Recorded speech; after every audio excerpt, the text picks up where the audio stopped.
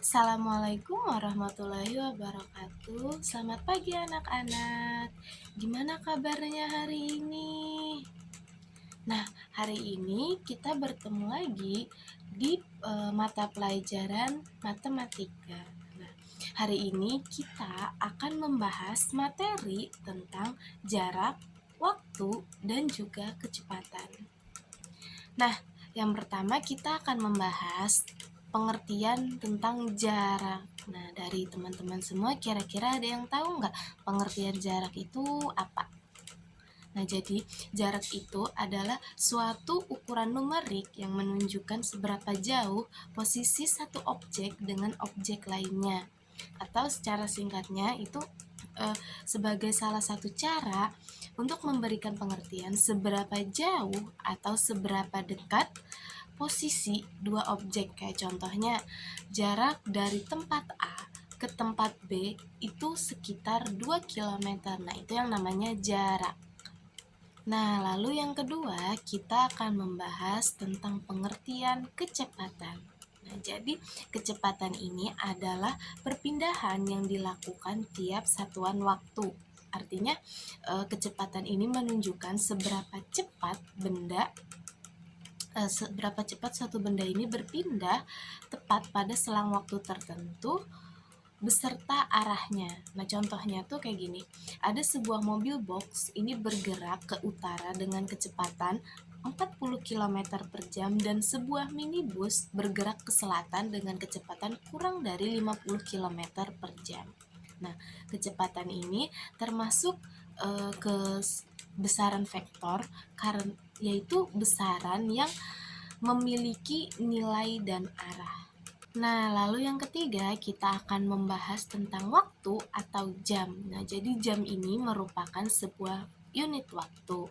Nah, seperti yang kita tahu, kalau dalam satu hari ini kan ada 24 jam.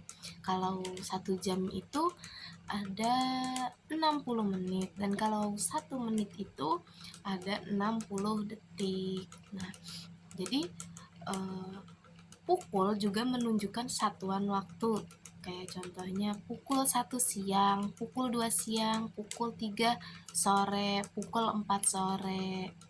Nah, seperti itu. Nah, tadi kan kita sudah belajar tentang pengertian jarak, waktu, dan kecepatan itu apa aja. Kalian udah paham kan?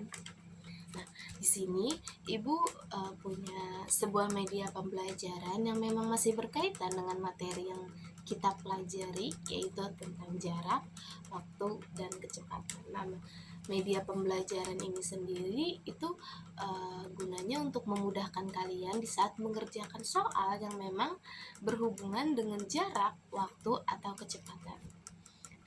Di sini ada sebuah segitiga, ya segitiga ini namanya segitiga JKW. Nah, ini ada huruf C, K, dan W. J sendiri merupakan lambang dari jarak, K ini merupakan lambang dari kecepatan, dan W ini merupakan lambang dari waktu.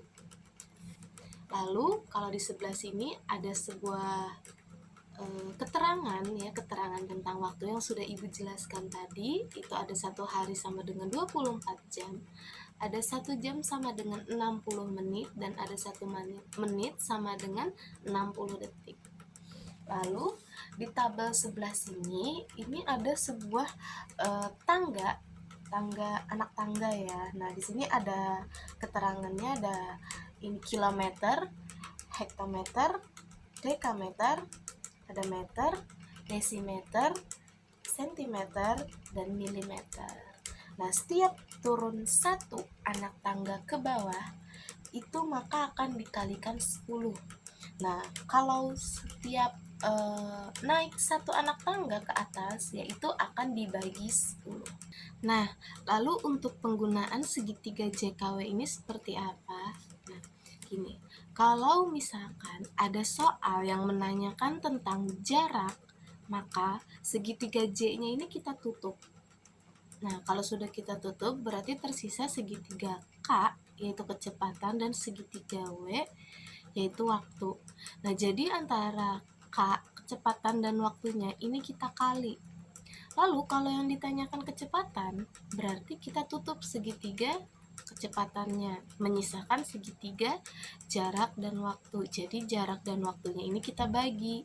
Kalau yang ditanyakan tentang waktu, maka segitiga waktunya kita tutup, menyisakan segitiga jarak dan kecepatan. Jadi jarak dan kecepatannya yang kita bagi. Jadi setiap yang ditanyakan itu entah jarak, entah waktu, entah kecepatan, itu maka segitiganya yang kita tutup karena kan belum diketahui. Ya, jadi yang diketahuinya yang kita kalikan atau yang kita bagi. Nah, lalu sekarang kita akan belajar bagaimana sih cara menggunakan rumus JKW ini ketika kita menemukan soal yang masih berkaitan tentang jarak, waktu, dan juga kecepatan. Nah, di sini Ibu sudah punya satu soal yang nantinya kita akan menyelesaikan soal ini menggunakan media pembelajaran segitiga JKW ini. Nah, di sini ada soal, seorang pelari berlari sejauh 500 meter dalam waktu 2 menit. Berapa kecepatan rata-rata pelari dalam berlari? Nah, kita nyari yang diketahui dulu nih. Nah, kan katanya seorang pelari berlari sejauh 500 meter. Nah, kira-kira kalau sejauh 500 meter itu yang diketahui apanya? Iya, benar. Jadi yang diketahui itu adalah jaraknya. Nah, jadi jaraknya itu 500 meter. Nah, jadi bisa kita tulis ya di bagian diketahui ini, huruf J sama dengan 500 meter. Kenapa huruf J? Karena lambang dari jarak itu adalah J. Lalu dalam waktu 2 menit. Nah, kalau di sini tertulis waktu 2 menit berarti